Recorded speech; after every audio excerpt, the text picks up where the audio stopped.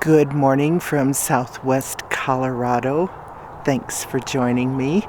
I had a few comments about yesterday's video on home that I didn't quite get to the points of as far as it's related to dating after 50. So let me tell you a little story. I know a guy who was married. He and his wife moved into his mother's home when she died, and they brought all their things. And then a few years later, his wife died, and now he's living as a single man with all the contents of his home belonging to his mother and his wife and his marriage. And he told me, it's just overwhelming. I'm not going to do anything about it. Okay, so that's one story. Another story is there's a single man dating. He's over 50, and he's seeing a woman, and they're having great conversations. They've met a couple of times, and they decide they want to take a trip together because she's like, yeah, I can go anytime, no problem.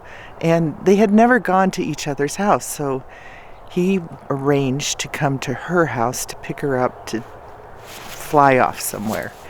Okay, so he came to the house for the first time. He looked around. She was borderline hoarder, and he realized this woman is never going to pick up and go anywhere. I don't know what happened after they met, but after that, he told me, there's no way we can get along. I live as a minimalist. She's a hoarder. And how can she pick up and go? And she wants to move in with me, or I want to move in with her. We have totally different living styles. So that's one reason why your house is so important. First of all, you need to make space for somebody else.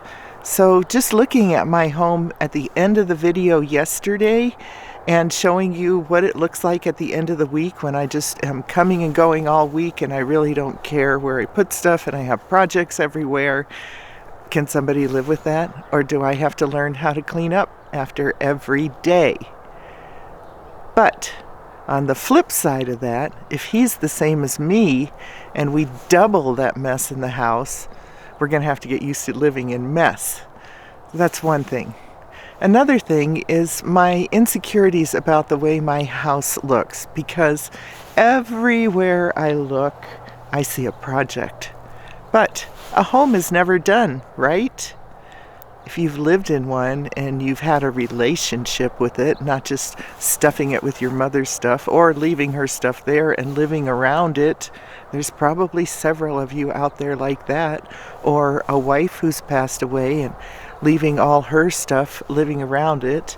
I don't mean that you can keep it and have it neatly, securely stored somewhere, just not in your everyday life when you want another woman to come in now. So my insecurities about my house and having all these projects around is that I see the projects. But when other people come into my house, they don't know the projects. They might see a few of them in action, like I need to do a lot of paint touch-up.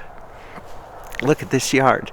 This yard is this spring's project, but I am helping myself realize what I've gotten done instead of what I need to get done. Because if I have this mentality of needing to get done all the time, I'm just going to overwhelm myself and it's not going to get done. I'm just going to expand that neediness and not live in the excitement and joy of accomplishment. So every day I'm going to take a step forward and acknowledge something that I've done in the house, which I usually do because I just love where it is now. It felt like forever to get here. It still has a long way to go. It's a journey. So make sure it's your own.